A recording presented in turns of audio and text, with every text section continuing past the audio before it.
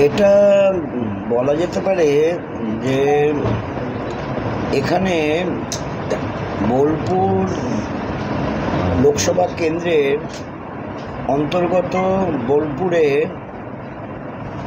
কিছু বিশিষ্ট লোকজনের সঙ্গে আলোচনা করা, যারা ওপিনিয়ন ফর্ম করতে সাহায্য করে।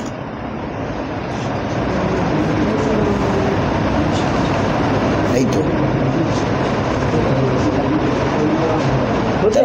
অভিষেক বন্দ্যোপাধ্যায়ের পর রাহুল গান্ধী তাদের হেলিকপ্টারে আয়কর দপ্তরের হানা, বিষয়টা কীভাবে দেখছেন ঠিক লোকসভা নির্বাচনের প্রাক্কালে? আমি ঠিক এটা বুঝতে পারছি না, আয়কর দপ্তর হেলিকপ্টারে হানা দিচ্ছে কেন?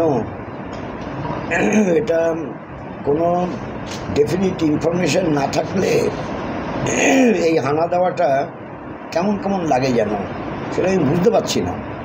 মানে কেন করছে এটা, মানে আমার বোধগম্য হচ্ছে না। উদ্দেশ্য হতে পারে বুঝতে পারছি না, আমি তো বলছি বুঝতে পারছি না।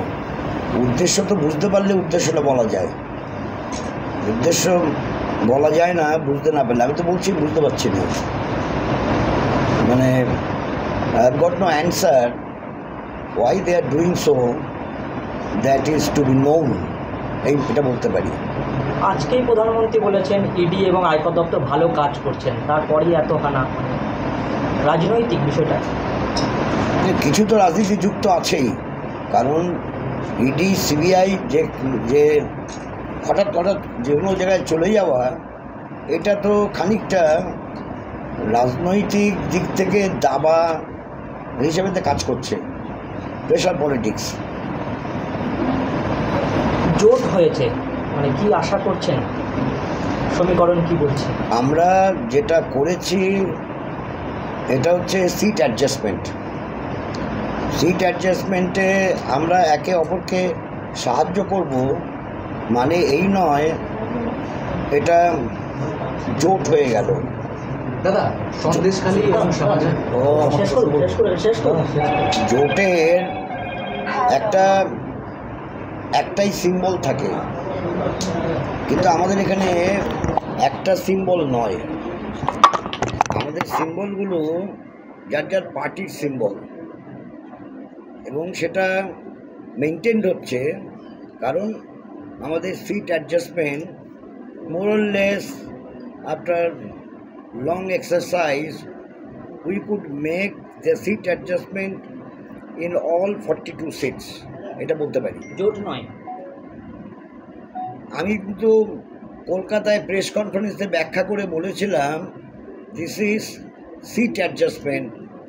Sometime media people say jot, they might say jot, but we have done the seat adjustment with the parties. আমরা যদি ISF এর সঙ্গে অ্যাডজাস্টমেন্ট হতো, সেটাও হতো seat adjustment. Sandeshkhali Shahjahan Anubrata arrest বা জ্যোতিপ্রিয় মল্লিক অ্যারেস্ট, দুর্নীতির বিরুদ্ধে যে গ্রেপ্তারি হচ্ছে সেটা কি সঠিক হচ্ছে না? দুর্নীতিকে আপনারা সমর্থন? দুর্নীতির বিরুদ্ধে সর্বাত্মক লড়াই করা উচিত।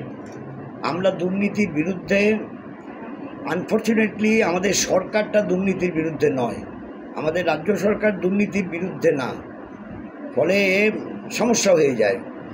দুর্নীতিকে দুর্নীতি হিসেবে দেখা উচিত, এবং এই যে লক্ষ লক্ষ কোটি কোটি টাকা সব পাওয়া যাচ্ছে, এগুলো তো দেখে মানুষ হতবাক হয়ে যাচ্ছে, এটা তো ঠিক না। কাজেই দুর্নীতি মুক্ত সমাজ করতে, দুর্নীতি মুক্ত আমাদের এই রাজনৈতিক ব্যবস্থা করতে সব রাজনৈতিক দলকেই অগ্রসর হওয়া উচিত। এমনকি যারা যেখানে সরকার চালায় তাদের দুর্নীতির বিরুদ্ধে অবস্থান নেওয়া উচিত। আনফর্চুনেটলি আমাদের এখানে তা হচ্ছে না। নরেন্দ্র মোদী বলছেন 2029-এর পর ওয়ান নেশন ওয়ান ইলেকশন করবে, আঞ্চলিক দলরাও থাকবে না, এরকমটা এক ধরনের বিভিন্ন ধরনের সিদ্ধান্ত, এমনকি বিজেপি প্রার্থীও সেটা প্রকাশ্যে বলছেন। এই প্রসঙ্গে কি বলবেন? নরেন্দ্র মোদী আরেকবার আসুক ফিরে, তারপরে কথাগুলো বললে ভালো হবে। ওনারা তো বারবার বলছে আপনি বার 400 পার ভোটে পারবে না, সেটা ফলে না পরিচয়তে। ফল কি হবে, কি আশা, ফল কি হবে রাজ্যে? এখনো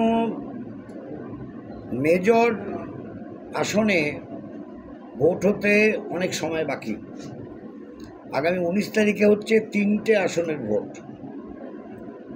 এখন তারপরে হবে 4টে আসনের ভোট, অর্থাৎ 7টা আসনের ভোট এ মাসে হচ্ছে, আর বাকি মে মাসে হবে। আর সর্বশেষ সাত পর্যায়ে 7 ফেজে হবে 8টা আসনে, সেটা 1 জুন। এখনই ভোটের ফল কি হবে এইটা বলা আমার পক্ষে মুশকিল। আপনারা বলতে পারেন, কিন্তু আমার পক্ষে বলা মুশকিল, কারণ গঙ্গা দিয়ে এর মধ্যে গ্যালন হাজার হাজার গ্যালন জল বেরিয়ে যাবে। তখন যে মোমেন্টামটা গ্যাদার করছে, ক্যাম্পেইন উঠছে, তখন বোঝা যাবে ফল কোন দিকে যাচ্ছে। এখনই সবটা বোঝা যাচ্ছে বলে মনে করছি।